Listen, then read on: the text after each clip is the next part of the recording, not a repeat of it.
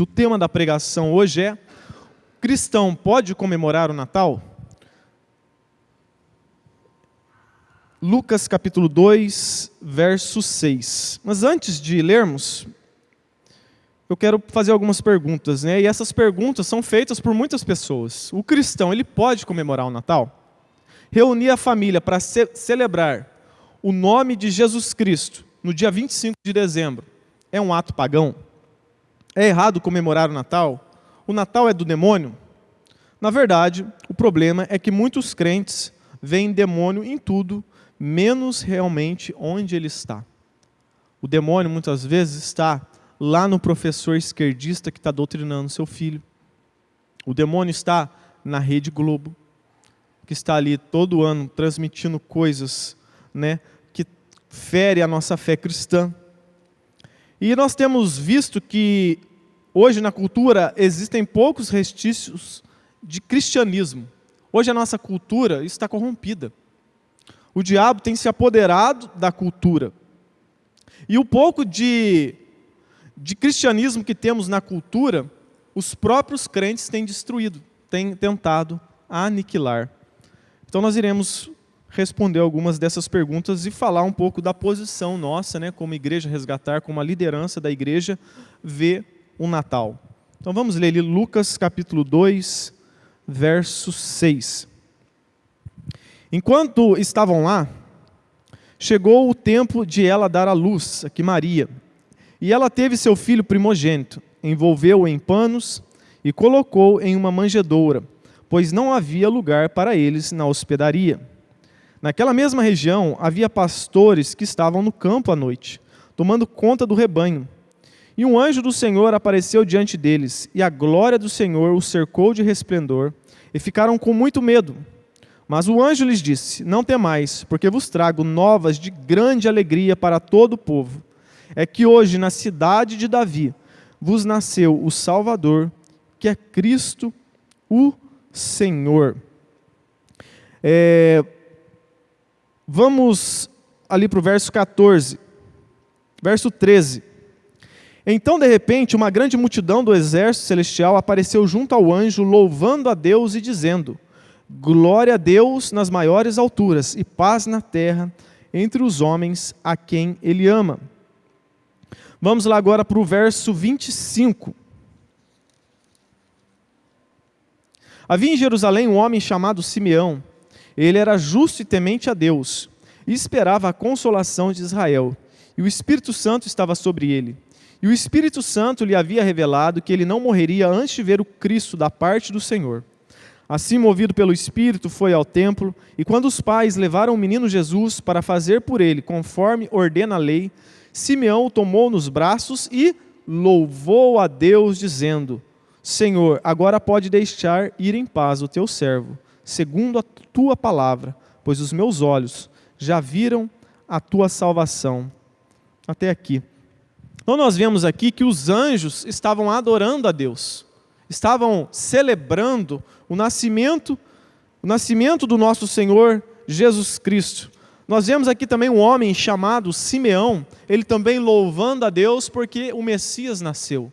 Os pastores também, ao verem tudo isso, a Bíblia diz aqui também que eles louvaram a Deus. Eu não li, mas está lá no verso 20. E os pastores voltaram glorificando e louvando a Deus por tudo que tinham visto e ouvido como lhe fora falado.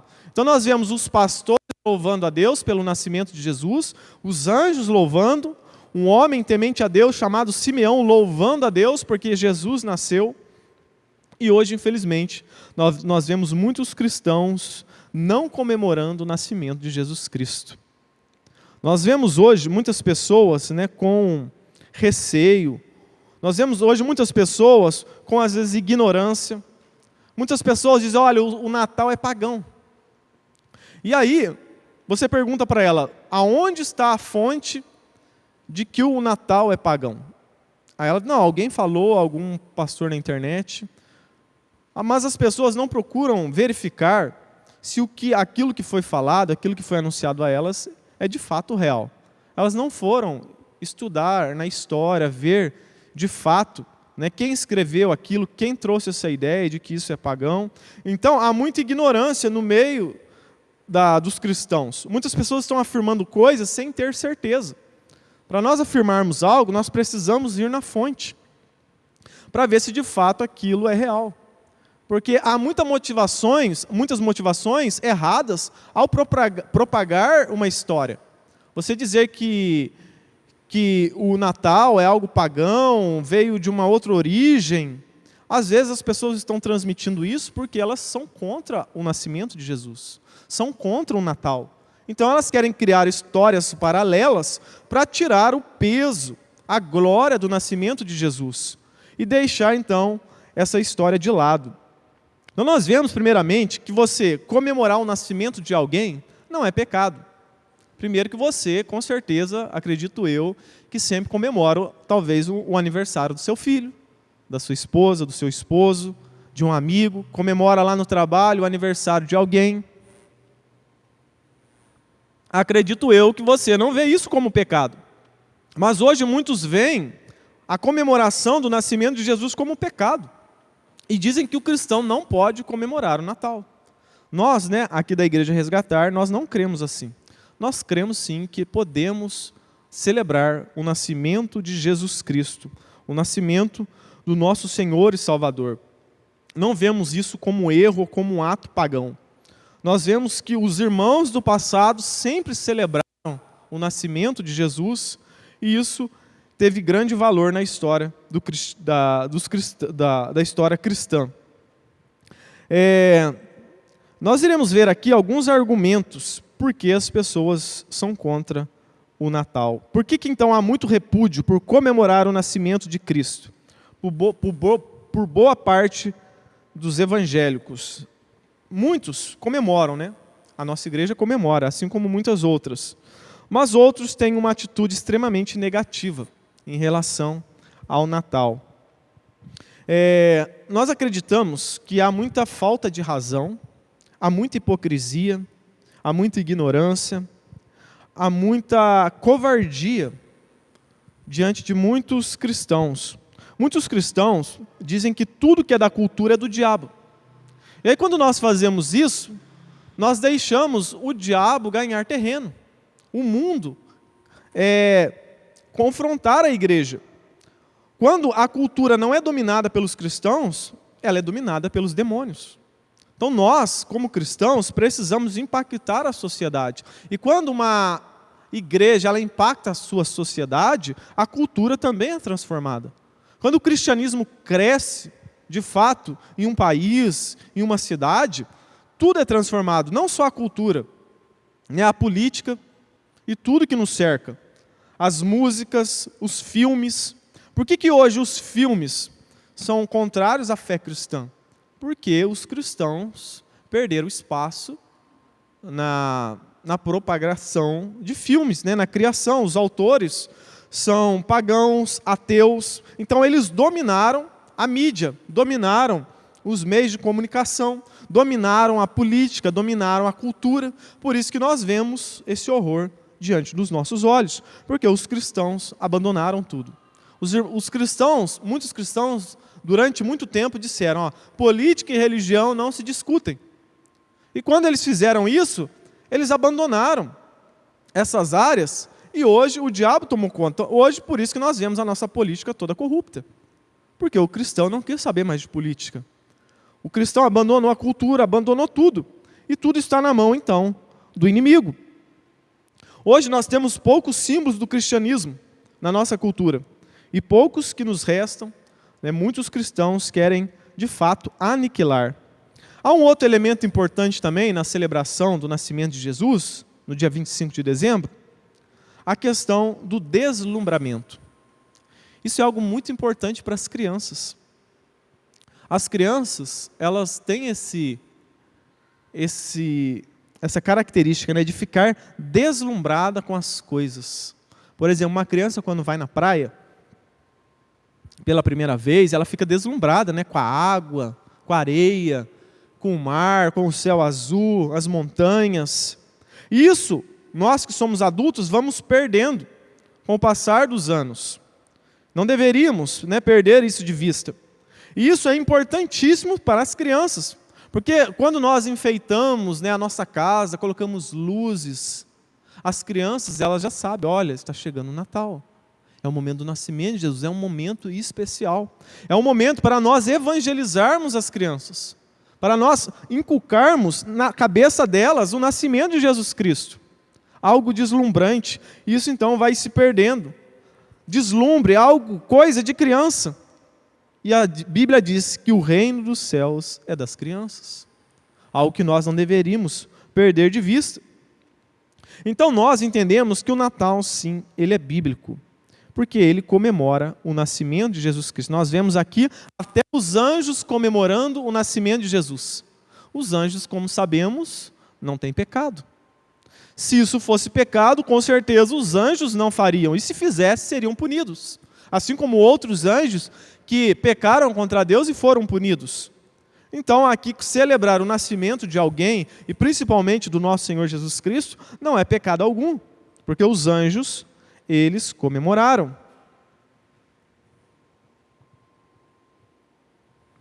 Aí muitas pessoas vão dizer, mas não tem uma ordem direta na Bíblia, dizendo que todo ano a gente tem que comemorar o nascimento de Jesus. Isso é verdade, não está na Bíblia. Mas muitas coisas que nós fazemos, nós seguimos a tradição cristã. Os nossos irmãos do passado sempre comemoraram. Isso não vemos como algo que trouxe prejuízo para a igreja. A tradição da igreja serve para isso. Essa tradição que a igreja tem trazido até os dias de hoje, tem trazido benefício ou malefício para a igreja? Aí nós analisamos. Se a tradição cristã, durante 2000 anos de história, não trouxe um prejuízo para a igreja, então aquilo é bom. E nós vemos que durante o longo tempo da história da igreja, comemorar o Natal sempre foi algo bom. Foi um momento bom para estar reunindo a família. As pessoas nessa época, né, começam a lembrar do nascimento de Jesus, até dar presentes, né, umas pelas outras, passam a ser mais generosas. Há um momento da família estar reunido. Todo ano eu costumo comemorar com o meu sogro, né, lá em Lorena. E esse ano ele disse, ele quer todos os filhos juntos, né? Tem passado uns probleminhas na saúde. Ele está meio com medo aí de ir para outra vida, né? Mas ele quer todos os filhos juntos e ele se sente feliz. Isso é bom, ver a família reunida. Então, nós devemos aproveitar esses momentos para ali estar reunido com a nossa família, pregar o Evangelho, fortalecer a nossa fé. Então, nós devemos sim comemorar o Natal, né? Porque qual que é a hipocrisia das pessoas? Comemorar o Natal de Jesus no dia 25, isso é uma tradição, é coisa de costume. É verdade, é tradição, é costume, mas você comemora também o seu aniversário, o aniversário do seu filho, da sua tia, de um amigo seu, é tradição também.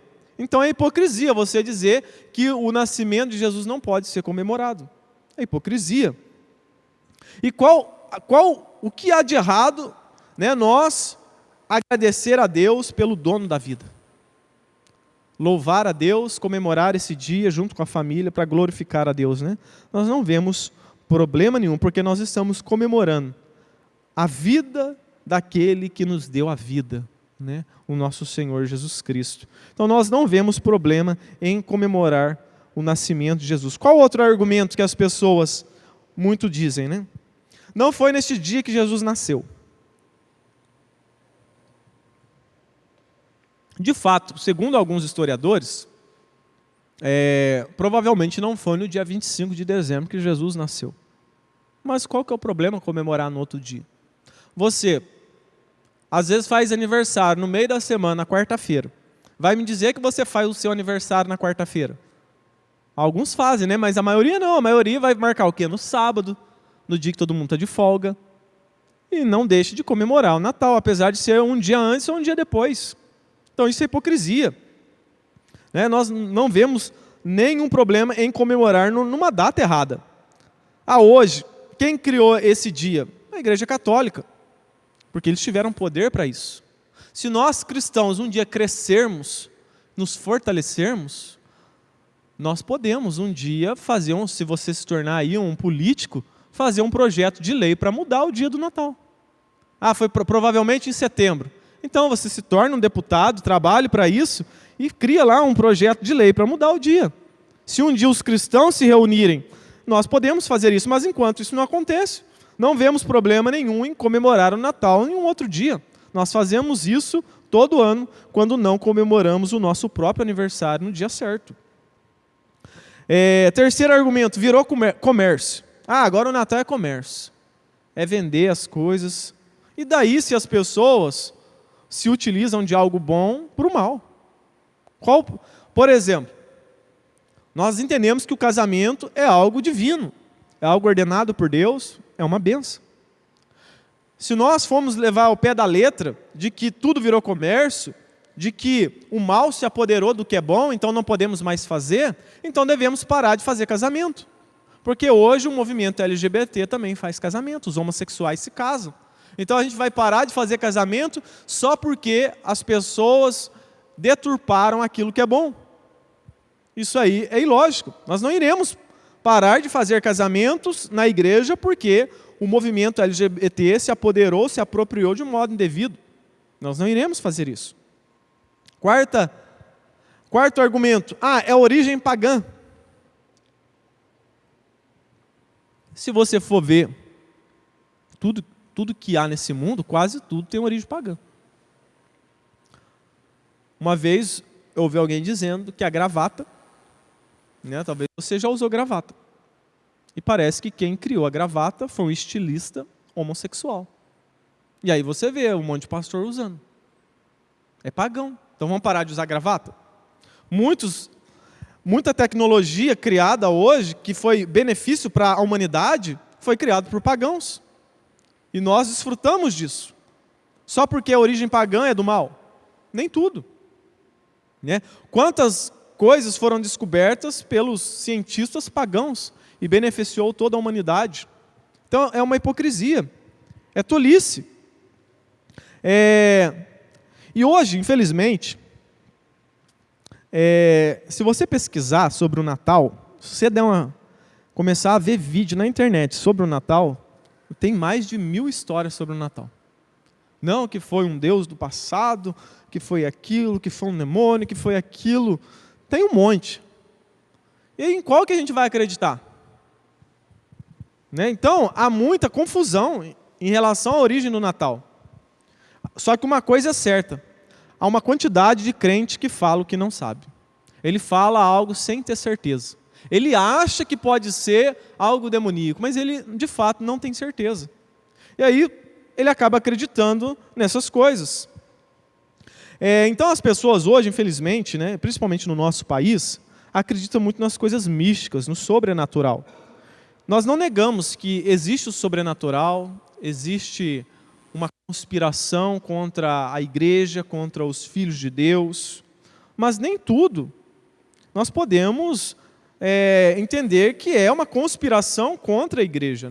Tem coisas que são fábulas, são coisas criadas pela mente do homem, pela imaginação do homem, e que não tem nada a ver com o diabo. Às vezes o diabo está até dando risada.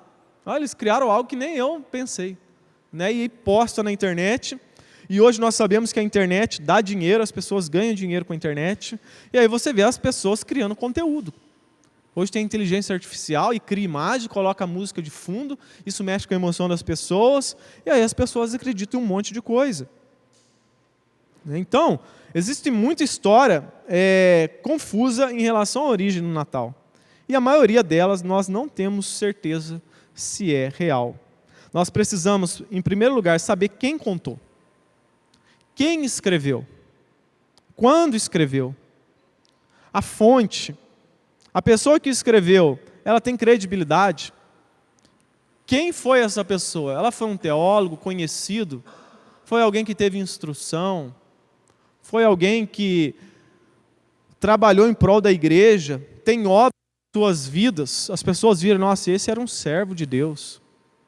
Essa pessoa ajudou muitas pessoas, essa pessoa viveu em prol do reino de Deus, foi um missionário, pregou o evangelho. Mas você vai ver a origem dessas histórias, são pessoas que ninguém conhece, surgiu do nada.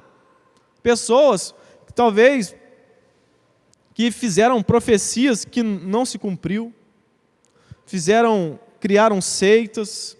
Então nós devemos, sempre averiguar se aquilo que estão dizendo para nós é verídico. Nós não podemos sair acreditando em qualquer coisa. O nosso país tem muito disso, a gente acredita em tudo. Nós não podemos sair acreditando em todas as coisas. Nós precisamos analisar.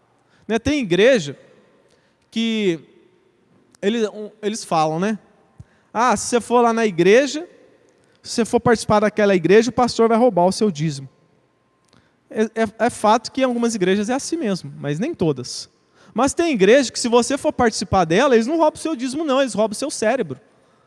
Porque você não pode pensar, você tem que acreditar em tudo que eles falam. Então nós devemos analisar tudo, pôr à prova, se aquilo de fato é real. Por exemplo, uma das coisas que eu vejo sempre, e eu sou muito cético em relação a isso, ao número do 666. Porque se você olhar a história da igreja, já surgiu um monte de teoria da conspiração sobre o número 666. Ele já foi cartão da Visa, código de barra, o www da internet, chip, cada hora é uma coisa. Todo ano inventam uma coisa nova. E aí passa aquilo, aí daqui a pouco cria outro. Todo ano aparece o anticristo. Se você olhar a história da igreja, deve ter aparecido mais de 1000. Uma hora foi Hitler, uma hora foi Stalin, outra hora foi o Trump, o Lula, cada hora é um.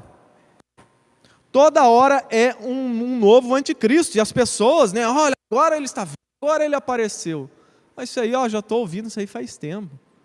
E as pessoas muitas pessoas que viveram falando, apoiando essas coisas, morreram.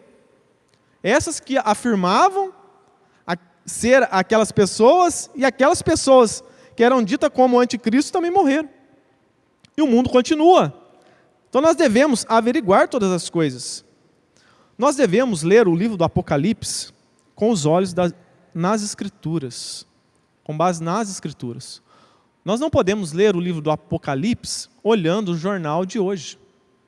Se você vê uma notícia ruim lá na TV, houve um tsunami. Em toda a história da humanidade houve tsunami. Em toda a história da humanidade houve terremotos, houve cataclismas. Em toda a época teve. Aí você vê aquilo, olha, Jesus está voltando, não é isso que as pessoas dizem? Jesus está voltando. Imagine na Primeira e na Segunda Guerra Mundial, onde o caos foi instaurado. Ali, as pessoas o mundo vai acabar, e não acabou. Pode vir uma Terceira Guerra Mundial? Pode vir. Pode vir uma quarta, uma quinta, uma sexta, nós não sabemos. Nós não temos certeza do amanhã. E sabemos que Deus está no controle de tudo. Nós devemos, na verdade, temer a Deus. E que Deus ele vai guardar os seus. Essa deve ser a nossa maior preocupação. Nós não podemos sair acreditando em todas as coisas. História, por exemplo, alguém disse. Aí você vai ver, estudar história é algo complexo. Por exemplo, quanto tempo você passou acreditando que a esquerda era um partido dos trabalhadores e que ajudava as pessoas? Quanto tempo você passou acreditando que o Lula era o pai dos pobres? Quanto tempo? Por quê? Porque antes nós não tínhamos a informação correta, só tínhamos a TV aberta. E tudo que dizia lá na TV aberta a gente acreditava. Eles estavam contando a história. Se você for ver os livros nas escolas, está cheio de origens comunistas, esquerdistas. E isso é passado para as crianças. Então, a história é contada por alguém, e talvez essa pessoa não está com a motivação correta, ela não está passando a verdade à frente. Por exemplo, você é meu inimigo. Você é meu inimigo. Aí, o meu primo vai perguntar de mim para você. Só que você me odeia. Qual que vai ser o relato da minha pessoa para o meu primo, por esse meu inimigo? Ele vai falar mal de mim. Mas nem sempre o que ele está falando é o correto. Então, a história é complexa. Nós não podemos sair acreditando em qualquer coisa. Aí hoje, o que acontece? Muitos crentes assistem lá um vídeo no YouTube e saem logo convictos daquilo. Olha, isso daí é do diabo, isso daí é algo pagão, nós não devemos fazer isso, mas nós devemos sempre buscar a fonte. e comparar com as Sagradas Escrituras, comparar com a tradição da igreja, 2000 anos de história. Então, por exemplo, outra coisa, se você for ver a origem da história, a origem da árvore de Natal, há muitas histórias em relação à árvore de Natal. Tem gente que vai falar contra, tem gente que vai falar a favor. Alguns dizem que quem inventou a árvore de Natal foi Martinho Lutero. Martinho Lutero estava andando durante a noite, viu o céu estrelado, estava no meio dos pinheiros, e aí ele teve essa brilhante ideia de fazer um pinheiro enfeitado, né, ali com luzes. Agora, se você for estudar isso, você vai ver que tem outros que dizem que não, isso daí foi um conto, não foi Lutero que inventou. E aí, em quem acreditamos? Nós não sabemos, não temos certeza. Né? Então, nós não temos certeza de muitas coisas. Então, nem tudo é pagão, nem tudo é demoníaco. Né? Muitas coisas são pagãs, mas são coisas que beneficiam a humanidade. Então, nós vamos rejeitar tudo que é pagão. Por exemplo, o vestido de noiva. O vestido de noiva é algo pagão. O bolo. Você faz bolo, você compra bolo no aniversário do seu filho, vai comemorar o aniversário de alguém, isso daí também foi criado por pagãos. Os instrumentos musicais também foi criado por pagãos. Lá em Gênesis 4 relata quem criou os instrumentos que nós temos hoje. Foram os descendentes de Caim. Os filhos de Caim. Caim que matou o seu irmão Abel. Eles criaram os primeiros instrumentos, está lá em Gênesis 4, 21. O nome do seu irmão era Jubal. Ele foi o pai de todos os que tocam harpa e flauta. Então agora vamos parar de tocar harpa e flauta, os instrumentos musicais, porque foi um pagão, um filho de um assassino que criou isso, né? Lógico que nós não iremos fazer isso. Nós vemos nisso a graça comum. A graça comum está sobre toda a humanidade. Por que os homens maus fazem coisas boas? Porque Deus derrama da sua graça até sobre os homens maus. Por isso que um cientista, às vezes ateu, pagão, ele faz uma coisa boa que beneficia até os cristãos. Porque há uma graça comum sobre todas as pessoas. Não é isso que diz a palavra de Deus? A chuva cai sobre o mal e sobre o bom, sobre o injusto e sobre o justo. Então Deus, ele derrama da sua graça sobre os homens maus também. Por isso que você vê, às vezes, um ímpio fazendo uma música que é linda. Uma composição maravilhosa, é melhor que de muitos crentes, né? Há músicas seculares que falam de amor. Por exemplo, o sertanejo. Eu gosto bastante do sertanejo, moda de viola, né? As mais antigas, que fala da natureza, do sertão, fala das coisas de Deus. São composições muito belas, e muitos deles não são nem cristãos. Por quê? Porque Deus derrama da sua graça comum sobre essas pessoas. Então, se tudo é pagão, tudo tem origem pagã, a gente não vai fazer mais nada, então a gente não vai poder comer mais nada. Porque você vê que a maioria das empresas que produzem alimento são de origem pagã. Ateus, até satanistas. Né? Tem pessoas aí que vendem carne, você está comprando carne lá, e ele talvez fez uma oferenda. Fez uma oferenda lá e você está comendo. Mas Paulo ele explica isso, que a comida nada é. O que contamina o homem não é a comida, né? Não é o que entra, mas é o que sai da sua boca, é aquilo que está no seu coração e é transmitido pela boca. Paulo ele vai dizer que se alguém faz uma oferenda, faz um culto ao demônio e oferece uma comida ao demônio, e depois você come aquilo, isso não tem problema. O problema é você participar daquele culto satânico. Isso que Paulo ele vai dizer. E nós não devemos participar dessas coisas. Mas ele vai dizer que a comida ela é neutra. A comida é neutra. Por exemplo, né, o pastor Rodrigo uma vez deu exemplo aqui da origem da guitarra. Né? A guitarra foi criada na época da contracultura. Né? Ela tem um som que distorce o violão, né? O som.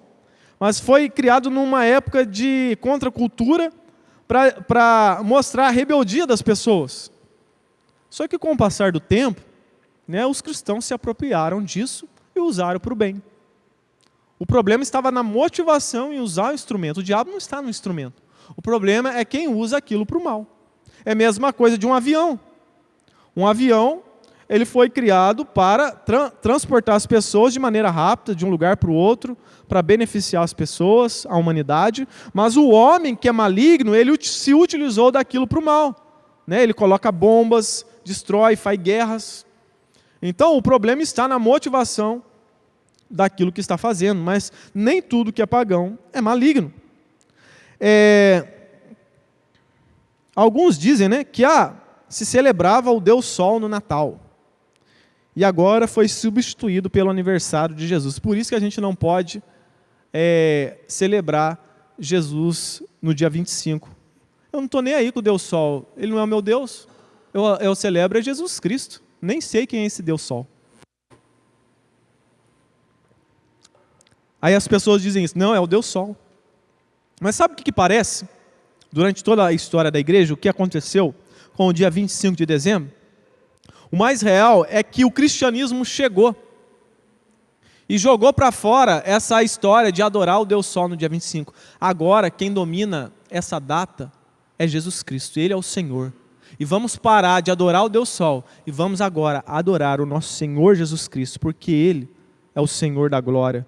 Os cristãos no passado, eles tinham essa ideia de domínio, de dominar tudo, a cultura, dominar a política, dominar uma cidade, dominar um estado. Se você olhar os irmãos do passado, os missionários que saíram de países de primeiro mundo, do conforto de suas famílias, do seu país, para vir pregar o evangelho no Brasil, para os índios, na África, eles tinham essa motivação, que nós devemos dominar todas as nações da terra. E hoje os cristãos perderam isso. Os cristãos hoje não querem dominar mais nada. E aí nós estamos numa guerra. Na guerra não há campo neutro. Ou a gente domina, ou o demônio domina. Por exemplo, está tendo a guerra lá, né? Ucrânia e Rússia. Lá não tem campo neutro. Lá não tem essa, aqui nós não fazemos guerra, aqui é neutro. Aqui não é nem da Ucrânia e nem da Rússia, não. Lá não tem campo neutro. Ou é da Ucrânia ou é da Rússia. Assim também é no mundo espiritual. Assim também é nesse mundo. Se nós cristãos não dominarmos a cultura, o diabo vai dominar. Essa ordem foi dada lá no Jardim do Éden. Deus deu uma ordem a Adão: multiplicai e crescei, multiplicai sobre a terra. Não só isso, ele disse: sujeitai a terra. Ou seja, domine sobre ela. Nós devemos dominar a ciência, nós devemos dominar a política, dominar a cultura, as músicas, os filmes, para termos então a nossa sociedade transformada. Esse era o pensamento dos cristãos do passado. Mas hoje não, os cristãos só ficam pensando: eu quero ir para o céu, meu negócio é o céu. E aí eles não estão preocupados em deixar um legado. Os irmãos do passado não, eles pensavam nisso. Eu tenho que deixar o meu legado. Eu tenho que fazer que o nome de Cristo seja conhecido sobre a terra. Eu tenho que plantar agora para os meus filhos, os meus netos, lá na frente. Então por isso que eles tinham essa motivação, eles entendiam que Cristo deveria dominar todas as nações. Eles eram motivados por isso. E hoje, infelizmente, os cristãos têm abandonado tudo isso. E têm deixado na mão do inimigo. A nossa cultura, então, se ela não for ocupada pelo cristianismo, pode ter certeza, mais cedo ou mais tarde, o diabo vai ocupar ela. O diabo é como o Boulos, né? O esquerdista Boulos. Não pode ver uma casa desocupada e logo já quer invadir. É dessa maneira. Jesus disse que se um demônio, ao ver uma casa vazia, ele vai lá e invade. E muitas vezes ele leva até 7 demônios. E assim é nesse mundo, né? E no mundo espiritual, nós devemos dominar, fomos chamados para conquistar. A questão é o seguinte: o impressionante é como que tem crente que vê demônio em tudo, menos onde o demônio está.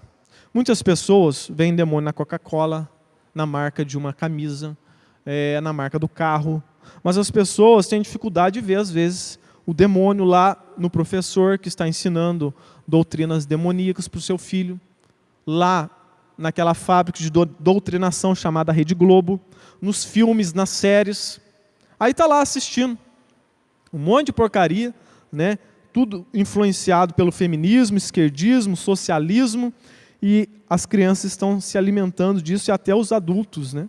E aí não entende por que a vida está uma bagunça. Isso parece muito coisa de fariseu, né? O fariseu, ele se preocupava em em lavar a mão, com o exterior do copo, né? Em lavar as mãos para comer, para beber, mas não estava preocupado com o seu interior. Nós devemos, primeiramente, olhar para dentro de nós, ver se não tem algo de ruim que afronta a Deus, ver se nós não estamos sendo usados pelo diabo. Essa deve ser a nossa maior preocupação. É muito fácil, então, ver o demônio num objeto, numa camisa, mas difícil é ver os demônios que estão dentro de nós. As coisas que são horríveis, que afrontam o nosso Deus, né? Outra coisa.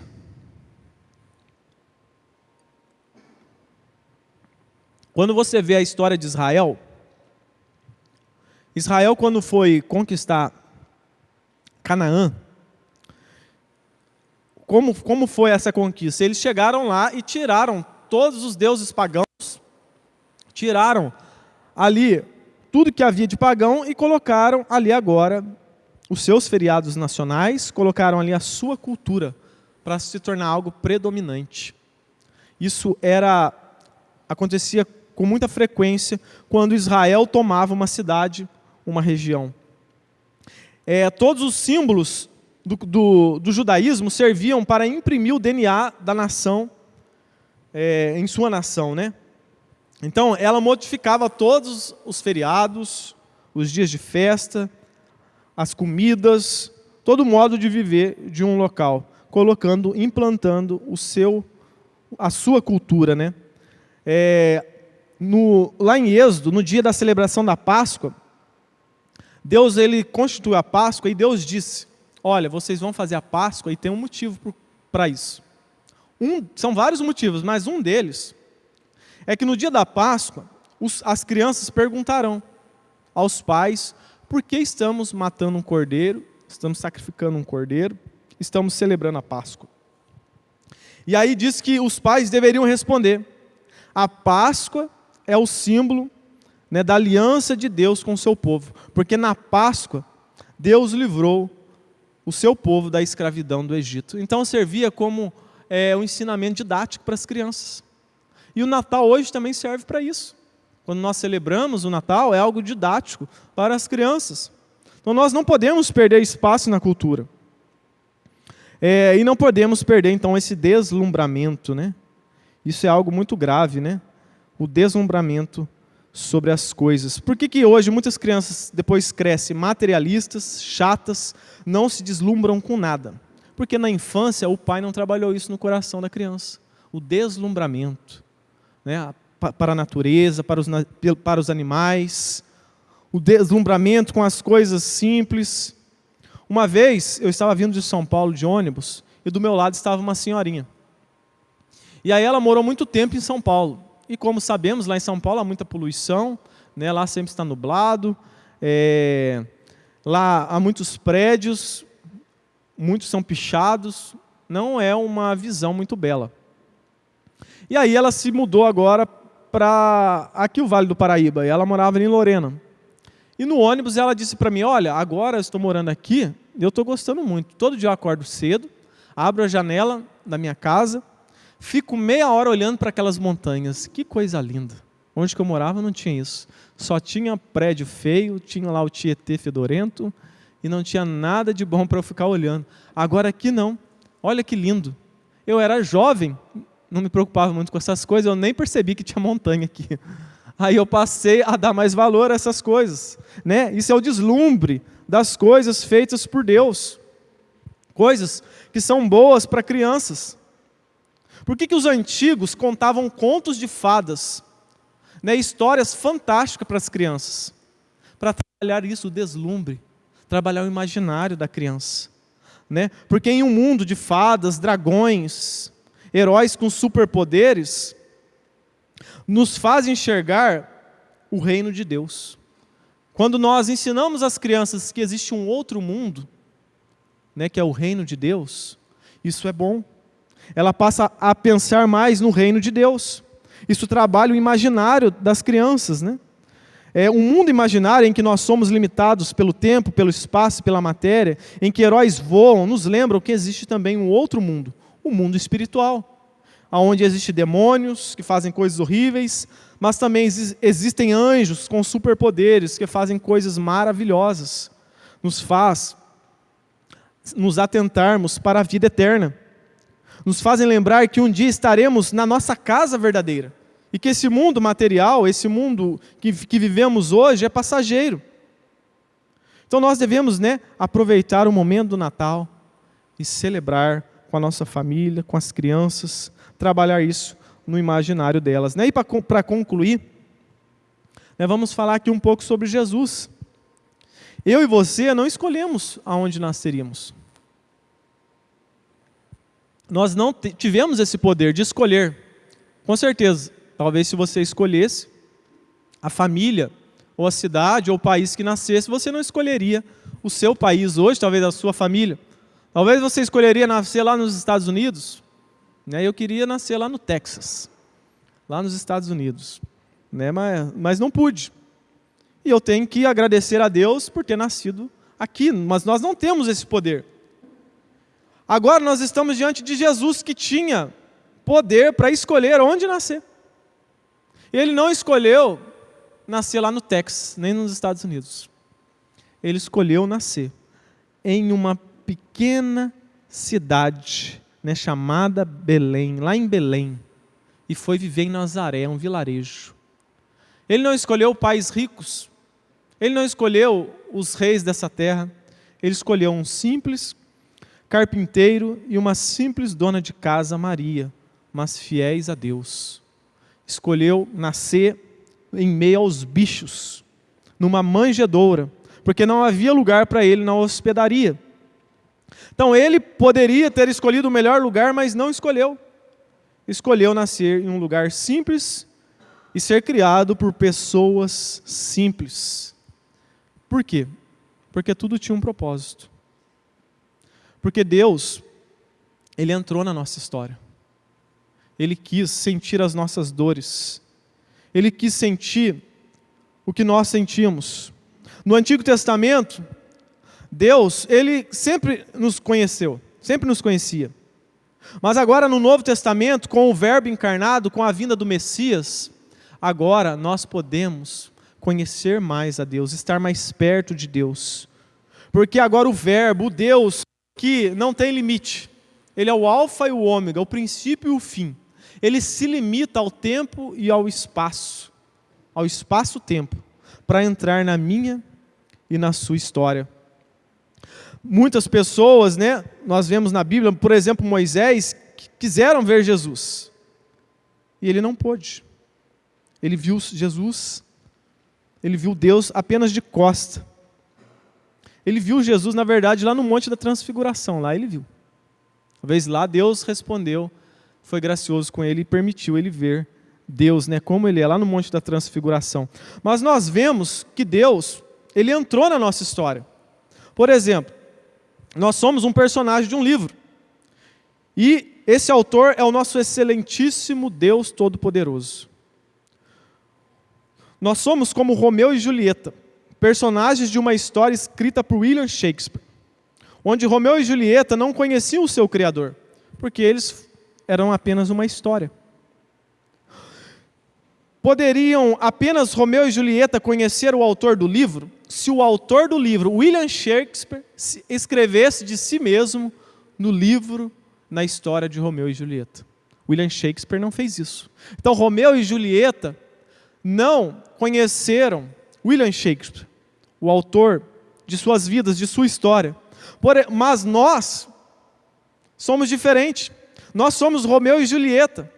E Deus é o William Shakespeare que entrou na nossa história. O nosso Deus se limitou ao tempo e espaço para fazer parte da nossa história. Isso aconteceu então no Novo Testamento. Agora Deus se revela a nós. Como diz João, o Verbo se encarnou, se fez carne e habitou entre nós. Isso é algo maravilhoso, grandioso. Um Deus que é infinito se tornar, por um momento finito aqui, limitado. Agora ele tem um corpo humano. Jesus é onipotente, Jesus é onipresente, mas Jesus também é homem. Ele se limitou a um corpo. Jesus, o corpo dele está com o Pai. Jesus tem um corpo. São duas naturezas que a nossa mente não consegue compreender. Por exemplo, outro dia a gente estava lá na reunião de pastores. Jesus sabia o dia que ele iria voltar? Sim e não. Jesus sabia porque ele é Deus. Ele é soberano. Ele é onisciente. Divinamente, Jesus sabia. Mas humanamente, Jesus não sabia. Como entender isso? Não tem como, a nossa mente é limitada. É como você querer entender a Trindade. Mas nós sabemos que Cristo, Ele é isso. Ele é onipresente, Ele é onipotente. E Ele também é homem. E Ele se tornou, Ele se limitou a isso. Ele esvaziou de si, se tornou um homem. Ele tem um corpo para entrar na minha e na sua história. Para trazer salvação a nós. E isso aconteceu no dia do seu nascimento. E por isso que nós devemos celebrar esse dia com alegria, Porque o nosso Messias, ele veio, habitou entre nós. Habitou entre nós. O cristianismo é diferente de todas as outras religiões. Nas falsas religiões, ensina-se que o homem deve subir até Deus.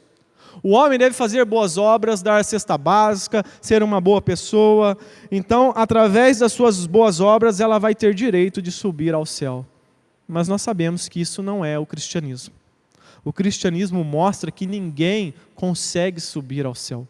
Por isso que Deus precisou descer. Por isso que Ele precisou nascer, se tornar um bebê, ser alimentado por uma mulher pecadora, ser educado e criado, sustentado por pessoas simples, pecadores como eu e como você. Ele fez isso para nos trazer redenção. Então o cristianismo é diferente de todas as outras religiões. As outras religiões, como, por exemplo, a religião islã, diz que você deve seguir o Alcorão, seguir o profeta Maomé, então você vai entrar no céu. Se possível, até tire a própria vida em prol de Maomé, e aí então vai ser melhor ainda na outra vida. Os espíritas dizem a mesma coisa, você precisa encarnar melhor, fazer boas obras, então para você ser uma pessoa melhor. A igreja católica e muitas outras igrejas evangélicas também dizem, olha, você tem que fazer tudo certinho para você ter direito de entrar no céu. No cristianismo é diferente. Nós apenas confiamos na obra de Cristo. Pela fé somos salvos.